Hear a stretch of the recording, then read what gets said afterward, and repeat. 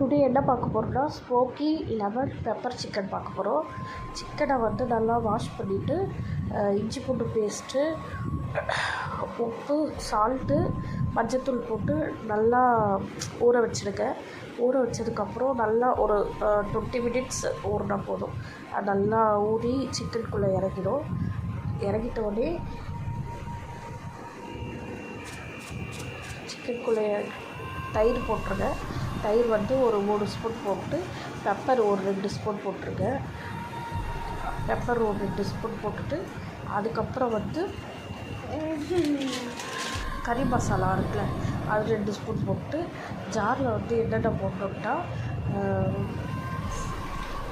கொத்தமல்லி, புதினா ஒரு கை கொத்தமல்லி, புதினா, ஒரு 4 பச்சை மிளகாய், ஒரு துண்டு இஞ்சி போட்டு அரைச்சிட்டு, சிக்கன் இந்த மாதிரி எண்ணெயில் வந்து வானலில் வந்து என்ன பண்ணணும்னா பட்டை, லவங்கம் அது போட்டு சிக்கனை போட்டுடணும். சிக்கன் போட்டு அந்த மசாலா இருக்கு இல்லையா, அந்த மசாலா பெஸ்ட்டு வச்சுட்டு நல்லா அதை போட்டுட்டோன்னா நல்லா வெந்துடும்.